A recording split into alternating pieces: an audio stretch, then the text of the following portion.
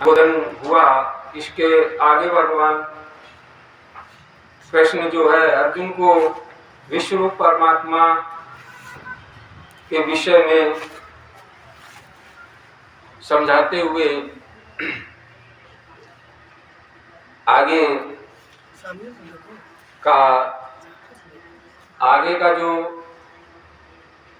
कहा है कि दोनों प्रकृति भूतों का उत्पत्ति स्थान जानतु, दोनों प्रकृति भूतों का उत्पत्ति स्थान जानतु, बनाता हूँ मिटता हूँ वो मैं अखिल विश्व वो।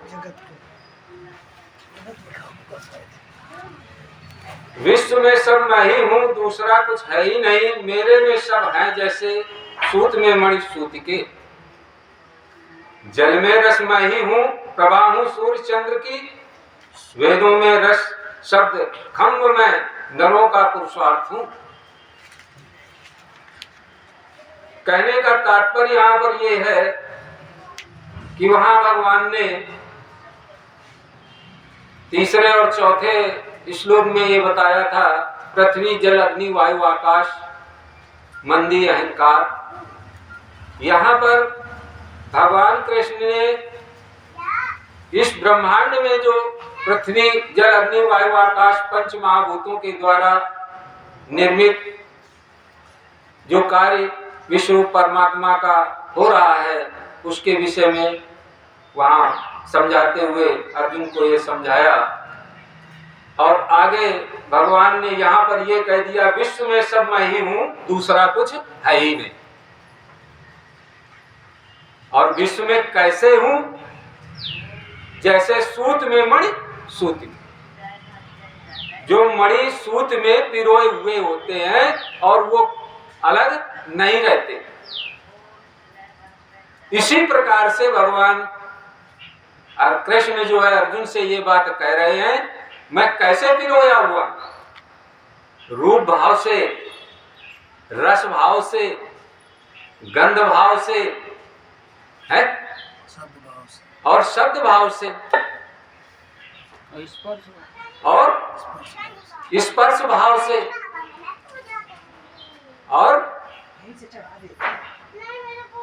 सतोगुण, रजोगुण और तमोगुण, ये तीनों आठों मिलकर के पिरोए हैं। एक माला के तरीके से ये इनका निर्माण है। तो ये यहाँ पर यही बात कह रहे हैं कि वस्तु, अभी तो ब्रह्मांड में ये दिखाया कि पंच महाभूत कैसे, अब यहाँ पर यथार्थ वस्तु का बोध करा रहे हैं।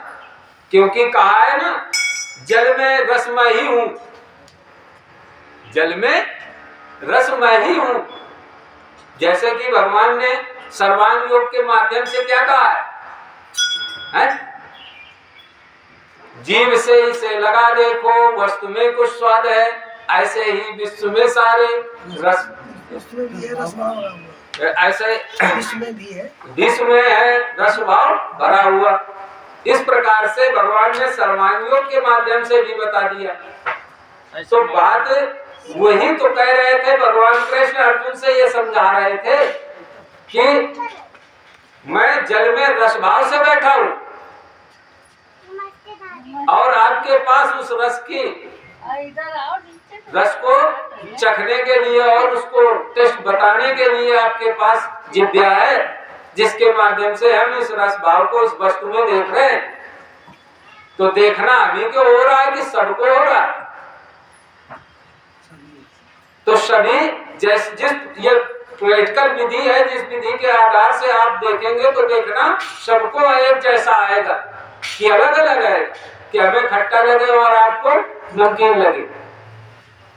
अगर ये रस इसमें मीठा है तो रस मीठा भाव सबको लगेगा, एक जैसा ही तो लगे कि अलग अलग लगे, या अलग अलग व्यक्त करोगे। एक ही वस्तु को चखने पर एक ही जैसा भास होगा। ये बात भगवान कृष्ण अर्जुन से ये बात कह रहे हैं कि जल में रस मैं ही हूं और प्रभा हूं सूर्य चंद्र की। प्रभा मतलब प्रकाश, जो सूर्य में और चंद्र में जो प्रकाश है वो कारण मेरा ही है। अग्नि भाव से, हैं? अपनी आंखों से देखो दिखता है पदार्थ ये, ऐसे ही विश्व में सारे रूप का देखना भरा। तो रूप कैसे देख रहे हो? अग्नि तत्व की आपके पास ज्ञानशील आंख है, और आंख में जो चक्षु शक्ति है वो काहे की है? अग्नि तत्व की। उस अग्नि तत्व के चक्षु शक्ति से ये रूप का दर्शन हो रहा।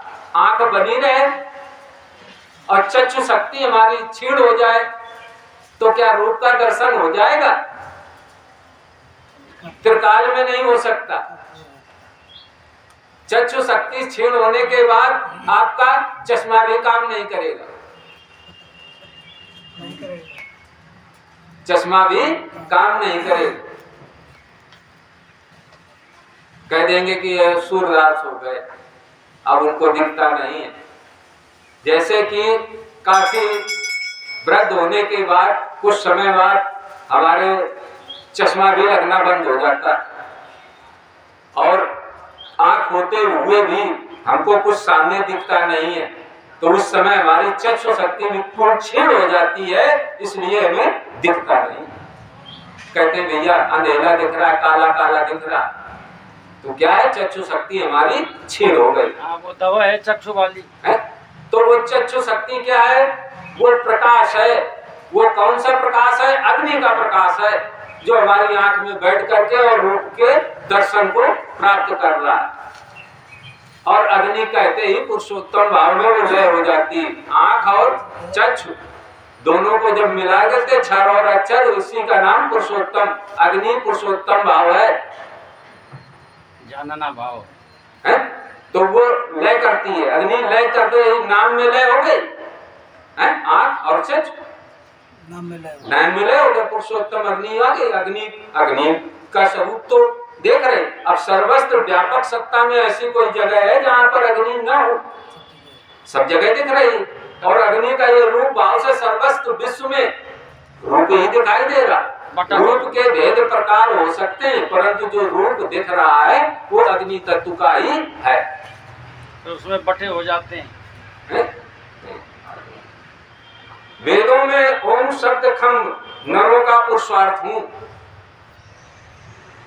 कहना जो वेदों में ओम शब्द है, आ उ और मा, अकार और उकार और मकार, खम शब्द, मैं एक ही तो हूं,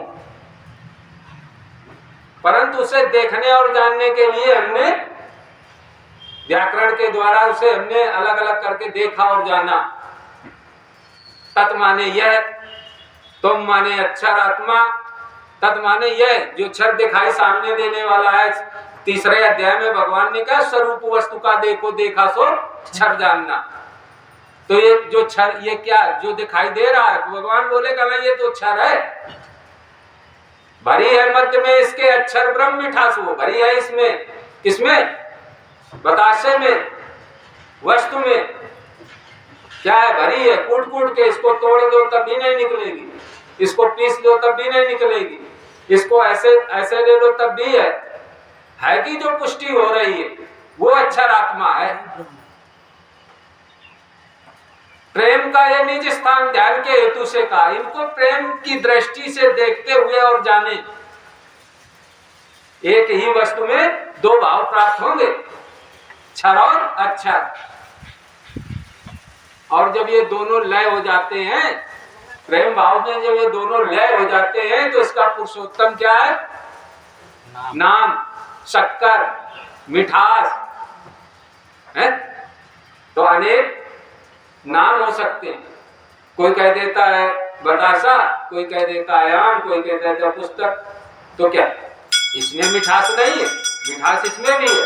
यहाँ पढ़ने की मिठास इसमें भी है। हमारी आवाज को लाउड करके दूर तक पहुंचा रहे, तो ये भी तो मिठास है। यहाँ इसमें जिह्वा को मीठी लगने वाली मिठास, परंतु यहाँ जितना जो कुछ दिखाई दे रहा स्थावर जंगम में, ये सब मीठा ही है, प्रिय है, भास प्रियत्व है सब में। एक ऐसी कोई जगह नहीं जहाँ पर ये प्रियत्व भास ना हो रहा है। जैसे कुछ लोग कह देते हैं कि साकार और निराकार की बात करते हैं, तो साकार और निराकार दो नहीं है, वस्तु तो एक ही है। हमने उसके दो भाव कर रखे, न जानने के कारण हमारे झगड़े हो रहे हैं, साकार और निराकार में द्वंद्व में फंसे हुए, तो हम लड़ रहे हैं, आपस में झगड़ रहे हैं, भूल जाने के कारण है? क्योंकि पहले से जो हमें ज्ञान प्राप्त था वो धीरे धीरे लुप्त हो गया। लुप्त हो जाने के कारण हम जो है भ्रम हो गया, भ्रम, बुद्धि में भ्रम आ गया। क्योंकि जब से इस मानव देह में आए तब से ये भ्रम ही तो हमारे पास रहा। ये तो सद्गुरु की प्रेरणा के द्वारा ये ज्ञान प्राप्त हो जाने के कारण इस विश्व रूप परमात्मा का अर्थात दिव्य स्वरूप लौकिक होने लगा। नहीं तो क्या जान सकते थे कि परमात्मा कहाँ है? हम तो ये तो देखते थे, तो हमें 12 महीने देखते थे, बचपन से देख ही तो रहे, क्या जानते थे कि यही परमात्मा की रचना इस तरीके से? नहीं जानते। परंतु वो सद्गुरु के जो चरणों का प्रसाद, सद्गुरु के चरणों में रहने का प्रसाद जो प्राप्त हुआ, उसके पुण्य से जो एक 0 वाट की तरीके जो प्रकाश मिला है, तो उससे ये तो कम से कम प्राप्त जानकारी में आया कि परमात्मा कोई वस्तु नहीं है, कोई पदार्थ नहीं है, परमात्मा सब मिलाकर के है? मेरे सहित दिखने वाला संपूर्ण विश्व रूप परमात्मा है। ऐसे जैसे सूत में मणि सूत के, क्या कहा? सूत में मणि सूत के, जिस तरीके से एक ही सूत में सारे मणि पिरोए, इसी प्रकार से भगवान कृष्ण ये कह रहे हैं कि जो है ये विश्व रूप परमात्मा का ये जितने अंग हैं, ये सब एक में समाहित रूप से पिरोए हुए हैं, इन्हें अलग किया नहीं जा सकता। तो इसलिए क्यों अलग कर सकते हो? इससे मिठास अलग हटा सकते हो, गंध हटा सकते हो, हैं? स्पर्श क्या हटा सकते हो? शब्द क्या हटा सकते हो? हैं? सतरजतम क्या हटा सकते हो? ये समावेश है, ये हट नहीं सकते, ये एक में ही समावेश है, इसको हटाया नहीं जा सकता, क्योंकि हटाने की। तो इस प्रकार से ये सूत में मणि सूत के, ये मणि सूत की तरीके से ये मणि सब एक दूसरे में पिरोए हैं। भगवान कृष्ण का कहने का तात्पर्य ये है, अर्जुन को इस ढंग से वो समझा रहे हैं।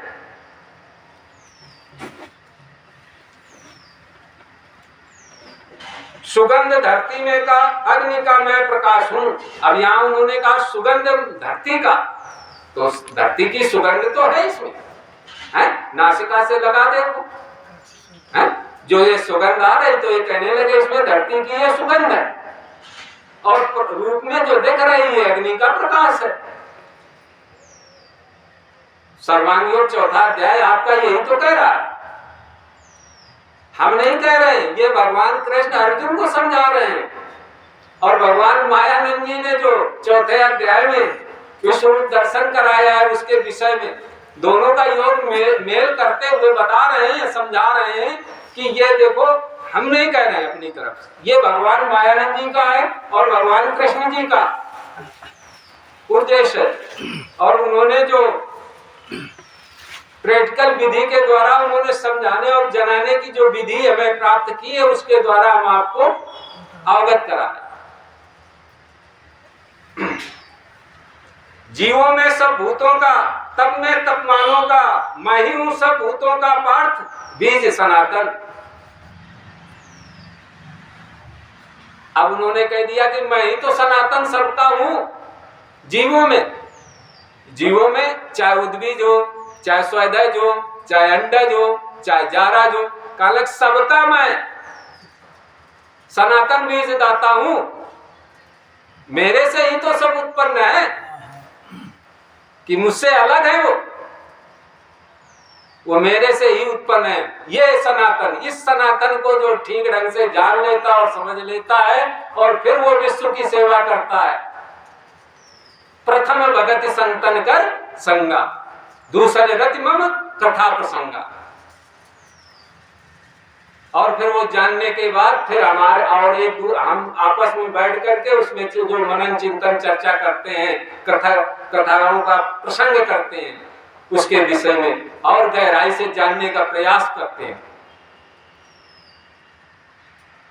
तो भगवान कृष्ण का तात्पर्य यहाँ कहने का ये है और समझाने का ये है, हम उसको ठीक ढंग से समझने का प्रयास करें।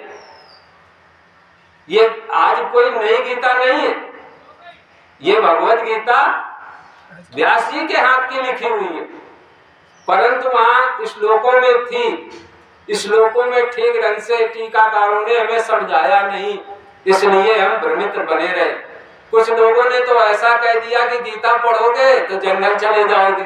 सही बात है, बहुत भंडार दिया। कुछ लोगों ने ये कह दिया कि गीता पढ़ोगे तो जंगल चले जाओगे, और माँ बाप से कहने लगे इस बच्चे से कह दो गीता मत पढ़े।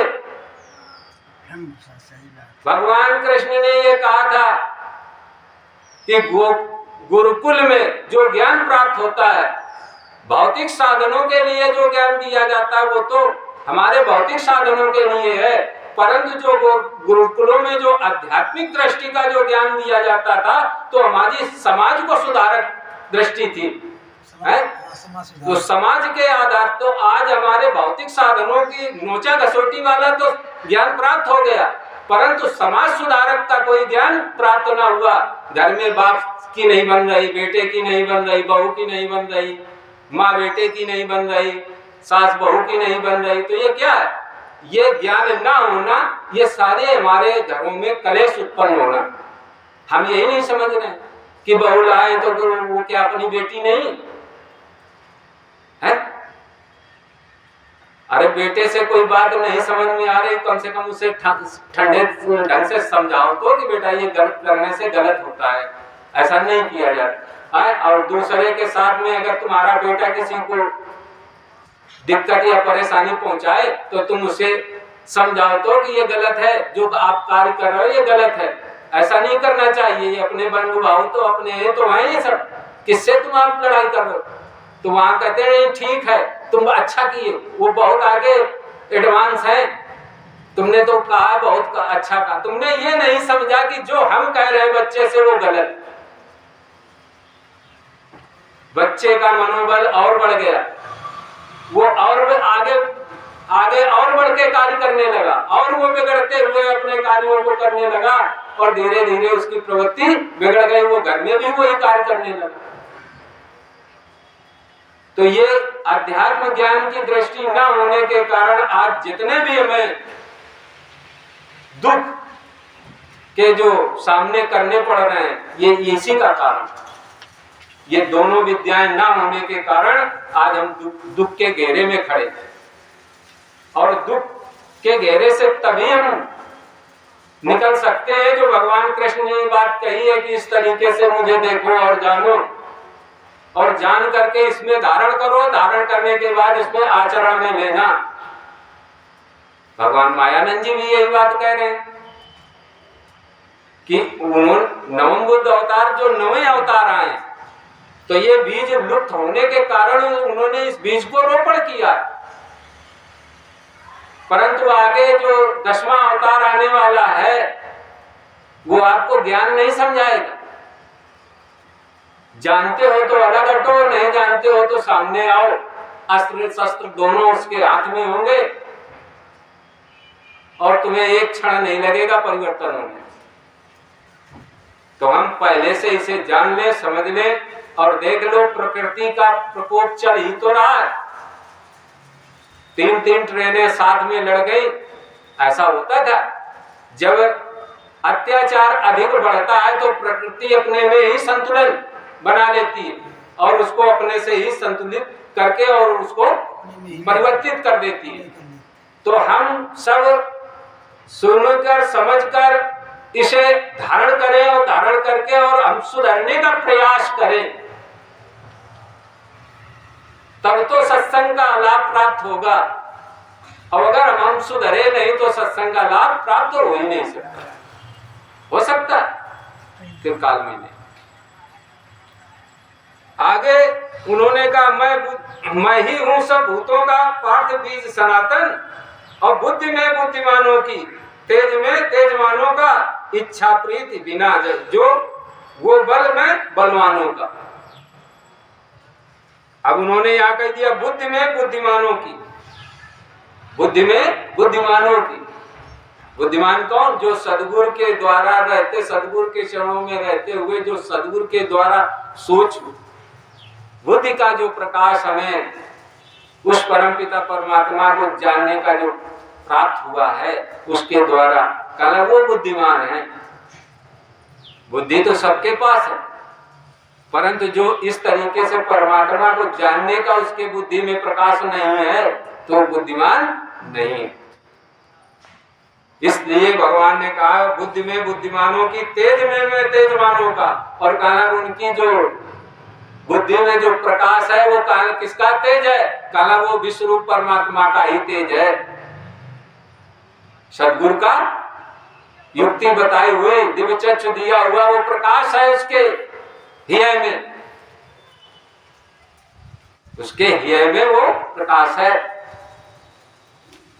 इच्छा शक्ति प्रीति बिना, और इच्छा शक्ति और प्रीति बिना, इच्छा भी हो और प्रीति भी हो किसके प्रति? ईश्वर परमात्मा के प्रति। और ये जितना जो कुछ स्थावर जंगम में दिखाई दे रहा है इसके साथ इच्छा कैसी हो? प्रीति जैसी, कि लड़ाई जैसी? लड़ाई जैसी नहीं, द्वेष जैसा नहीं, प्रीति जैसा कार्य करना है, प्रीति जैसी इच्छा रखनी है।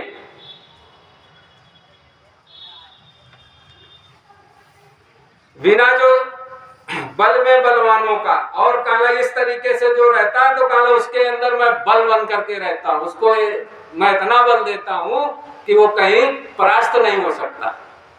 काला वो मेरा ही अंग है, मेरा ही स्वरूप है, और काला वो जब इस तरीके से विचरण करने लगता तो मैं सब कुछ बल उसके ऊपर लगा देता। तो इस तरीके से समय को देखते हुए आगे पिछले रविवार को आगे का विषय रखा जाएगा। अभी यही उद्बोधन रोकते हैं। बोलो सद्गुरु भगवान की जय।